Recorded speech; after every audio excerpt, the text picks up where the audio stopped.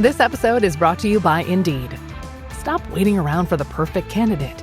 Instead, use Indeed sponsored jobs to find the right people with the right skills fast. It's a simple way to make sure your listing is the first candidates see. According to Indeed data, sponsored jobs have 4 times more applicants than non-sponsored jobs. So go build your dream team today with Indeed. Get a $75 sponsored job credit at Indeed.com/podcast. Terms and conditions apply. Instagram teen accounts have automatic protections for what teens see and who can contact them, plus time management tools. And Instagram will continue adding built-in safety features to help create age-appropriate experiences. Learn more about teen accounts and Instagram's ongoing work to protect teens online at instagram.com/teen accounts. Durante años hemos escuchado palabras que suenan iguales, pero no precisamente significan lo mismo. Y cuando hablamos del destino eterno, confundir conceptos pueden cambiar por completo la manera en que entendemos el juicio de Dios. En el lenguaje cristiano cotidiano solemos usar 2 expresiones como si fueran intercambiables: infierno y lago de fuego. Aparecen en prédicas, libros, películas y conversaciones, casi siempre como si describieran una sola realidad. Pero, ¿y si no fueran lo mismo? ¿Y si la Biblia estuviera hablando de 2 realidades distintas, con propósitos distintos y momentos distintos dentro del plan de Dios? Hoy vamos a comenzar a desentrañar estas preguntas con calma y reverencia, descubriendo la verdad según la Biblia. A la luz de la Escritura, iremos descubriendo diferencias claves que nos van a ayudar a entender mejor el juicio final y la justicia divina. Pero antes de avanzar, quiero preguntarte algo. ¿Tú siempre pensaste que el infierno y el lago de fuego eran lo mismo? La primera diferencia no tiene que ver con el fuego, el castigo o el sufrimiento, sino con el cuándo y dónde existe cada uno dentro del plan de Dios. Empecemos. El infierno, conocido en la Biblia como Seol en el Antiguo Testamento y Hades en el Nuevo, pertenece al orden actual de la creación, una realidad espiritual que existe antes del juicio final, no es simbólica ni alegórica. La Escritura lo presenta como un lugar real, consciente, donde permanecen las almas de los impíos mientras esperan el día del juicio. La Biblia describe este lugar como algo que está abajo, en contraste con la morada de Dios. Esa idea aparece una y otra vez. El camino de la vida asciende, mientras que el Seol representa un descenso, una separación, una condición de humillación espiritual. E incluso Jesús, al relatar la historia de Rico y Lázaro, muestra al Hades como un lugar real, consciente y lleno de angustia, existente antes del juicio definitivo. Esto nos enseña algo importante. El infierno no es el castigo final, sino un estado intermedio, un lugar de espera consciente previo a la resurrección y al juicio. El lago de fuego, en cambio, no forma parte de este mundo presente, no pertenece al estado intermedio ni al orden actual de la creación. Su existencia es completamente escatológica, es decir, pertenece al cierre definitivo de la historia. La Biblia lo presenta solo después del juicio del gran trono blanco, cuando el cielo y la tierra actuales ya no existen. Es en ese momento final, cuando todo ha sido juzgado, que aparece el lago de fuego como un destino definitivo. Y aquí ya vemos una diferencia profunda. Uno existe antes del juicio final y otro aparece después, cuando todo ya ha sido consumado. Esta distinción no es menor, porque cambia por completo la forma en que entendemos el juicio de Dios. Juan tuvo una visión estremecedora. El universo tal y como lo conocemos dejó de existir. No fue una renovación parcial, ni un simple ajuste. Fue una disolución total del orden contaminado por el pecado. Algo parecido a lo que el apóstol Pedro describe cuando habla del día del Señor como un acontecimiento que llega de forma inesperada. Significa que el lago de fuego no está contenido dentro del universo actual, porque cuando este aparece, el cielo y la tierra que conocemos ya ha desaparecido. En otras palabras, el lago de fuego no pertenece a la creación presente, sino a la realidad que existe después de que todo lo creado ha sido juzgado y cerrado. Es por eso que Juan puede decir que vio un cielo nuevo y una tierra nueva, porque lo primero ya había pasado. Y dentro de ese nuevo orden definitivo, el lago de fuego ya no es una etapa provisional, sino un escenario final del juicio. Aquí se aclara algo fundamental. El infierno opera dentro del tiempo. El lago de fuego existe cuando el tiempo ya ha llegado a su final. Esto explica una confirmación que de otro modo sería imposible de entender, que la muerte y el Hades sean arrojados al lago de fuego. Si fuera lo mismo, esa escena no tendría sentido. Pero la Biblia es clara, el infierno cumple una función temporal y luego desaparece. El lago de fuego, en cambio, permanece como una realidad definitiva. El infierno existe mientras la historia sigue su curso. El lago de fuego existe cuando ya no queda historia que redimir. Esta distinción nos conduce directamente a la siguiente diferencia: el momento en que cada uno existe. No solo hablamos de lugares distintos, sino de tiempos distintos dentro del plan de Dios. El infierno es una realidad presente, existe ahora mismo. Jesús habló de él como algo operativo en su tiempo, no como una posibilidad futura lejana. En su enseñanza dejó claro que la muerte física no es un vacío ni una inconsciencia, sino una transición intermedia hacia un estado consciente. Él relata la muerte del hombre rico y la muestra con claridad. Muere y es sepultado, y de inmediato se encuentra consciente, en angustia, plenamente consciente de su situación.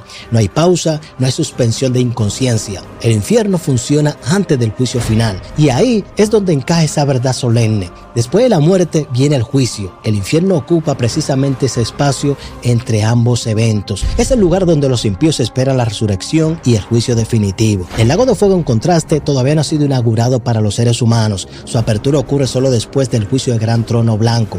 La secuencia bíblica es inalterable. Primero la resurrección, luego el juicio y finalmente la sentencia. Nadie es arrojado al lago de fuego sin haber comparecido ante Dios. No es un lugar de espera, ni una evaluación, ni una transición. Es el resultado final del juicio. Cuando la Escritura afirma que la muerte y el Hades son lanzados al lago de fuego, está declarando algo contundente. El infierno deja de existir, cumple su función dentro del tiempo y es abolido cuando el juicio ya ha concluido. Dicho de otra manera, el infierno existe mientras la gracia aún se predica. El lago de fuego existe cuando ya no hay más oportunidades. Esto revela la justicia de Dios. Él no ejecuta condena eterna sin antes permitir que la historia llegue a su plenitud, que el evangelio sea anunciado por todo el mundo y toda persona comparezca ante su trono.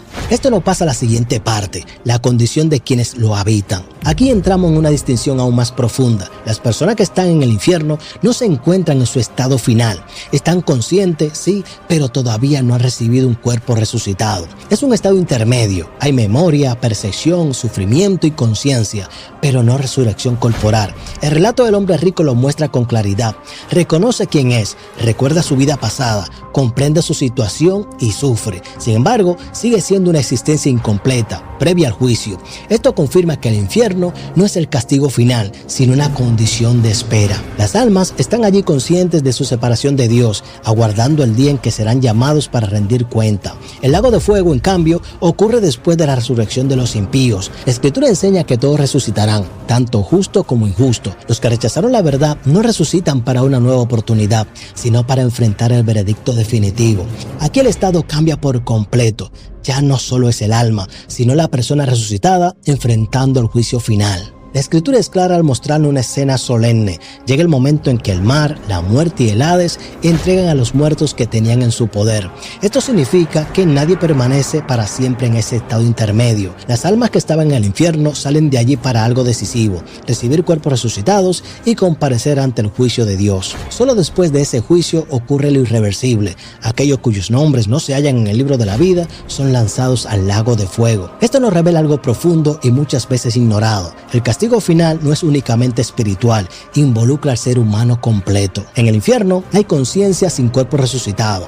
En el lago de fuego hay personas completas, cuerpo y alma, ya juzgadas y sentenciadas. Y es por eso que el lago de fuego representa una separación total y eterna de Dios. Esto no es un estado incompleto ni provisional, es la consumación del juicio. Este es un destino que abarca toda la existencia del ser humano, más allá de lo que nuestra mente puede dimensionar. Esto nos lleva al siguiente renglón: el propósito para el cual fueron establecidos. Aunque ambos están vinculados al castigo, no nacen con la misma intención ni para lo mismo destinatario. El infierno surge como una consecuencia directa de la caída del ser humano. Es una realidad ligada al pecado dentro de la historia. Funciona como un lugar de custodio espiritual, donde permanecen aquellos que rechazaron a Dios mientras esperan el juicio final. La Biblia nunca lo presenta como el diseño final de Dios para la humanidad, sino como una consecuencia del pecado en el tiempo presente. El lago de fuego, en cambio, tiene un origen muy distinto. Jesús enseñó que el fuego eterno fue preparado para el diablo y sus ángeles. Esta afirmación cambia por completo nuestra perspectiva. El lago de fuego no fue creado pensando en el ser humano, sino como instrumento de justicia definitiva contra la rebelión espiritual que comenzó antes de la historia humana. Es el lugar donde el mal personal y organizado, encabezado por Satanás, es confinado para siempre. Allí no hay más influencia, ni engaño, ni corrupción posible. Es el cierre absoluto de toda rebelión contra Dios. Esto nos muestra que el lago de fuego no es una reacción improvisada, sino una medida de justicia cósmica perfectamente definida dentro del plan eterno de Dios. Ahora vamos a la quinta diferencia, la duración y el destino final. Aquí encontramos una diferencia más contundente. El infierno no es eterno, su existencia es limitada, no porque el pecado sea minimizado, sino porque su función es temporal. Llega un momento en que deja de ser necesario. La Escritura afirma que la muerte y el Hades son lanzados al lago de fuego. Eso significa que el infierno es abolido, eliminado y absorbido cuando el juicio final ha concluido. No es el destino final de nadie. Es una realidad provisional que existe mientras la historia avanza hacia su cierre definitivo.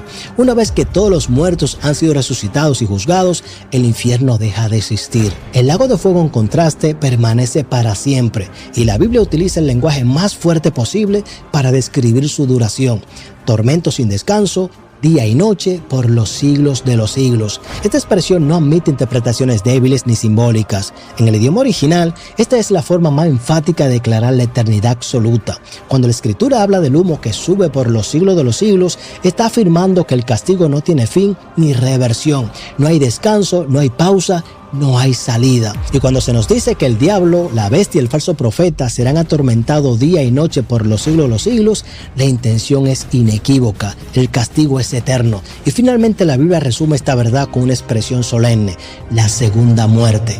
No es aniquilación, sino una existencia eterna separada de Dios, un estado consciente, definitivo y sin retorno. Esto nos lleva a la parte final, aplicación del juicio eterno y la exclusión de la Nueva Jerusalén.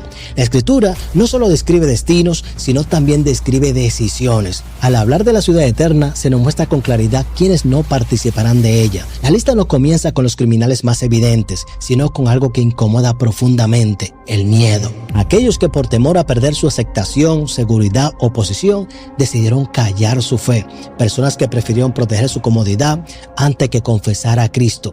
En los días de Juan, ese miedo podía costarte la vida. Hoy muchas veces cuesta reputación, relaciones o estabilidad. Pero el principio sigue siendo el mismo: negar a Cristo para mantenerse a salvo. Luego aparecen los que rechazaron creer, no por falta de información, sino por resistencia del corazón. Personas que escucharon el mensaje, pero eligieron no confiar, no rendirse, no responder. La lista continúa con términos que describen una vida que fue alejándose progresivamente de la verdad. Prácticas que degradan, violencia contra otros, corrupción del cuerpo, manipulación espiritual, idolatría del dinero, del poder o del yo. Y finalmente, una negación persistente a la verdad. No se trata de pecados aislados, sino de una vida definida por la resistencia a Dios. Todos ellos, dice la Escritura, que tendrán su parte en el lago que arde con fuego y azufre. A eso se le llama la segunda muerte. No es la muerte física, pero ocurre después de la resurrección. Es una existencia eterna separada de Dios. Y aquí hay algo que estremece. Los seres humanos resucitan con cuerpos que no se desgastan, pero permanecen bajo condenación.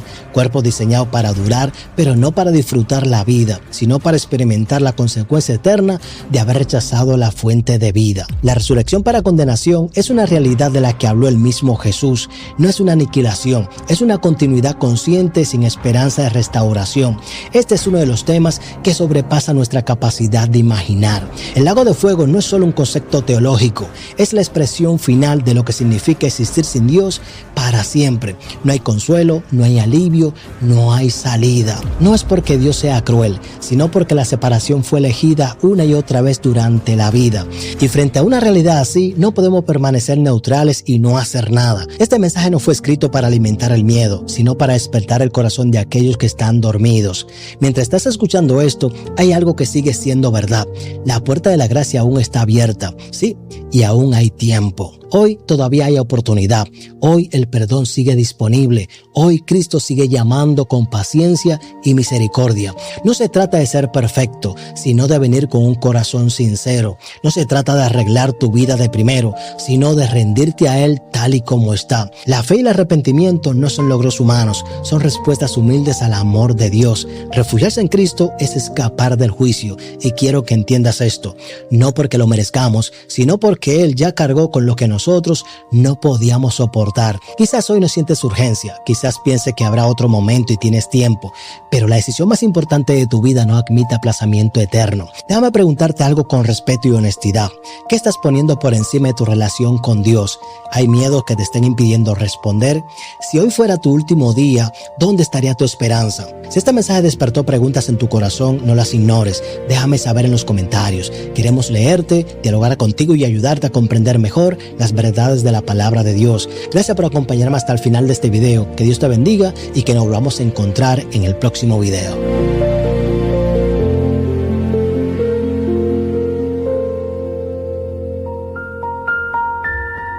Wrestling with spam calls, phishing emails, or annoying scam texts? It's happening because your private information is being sold across the web.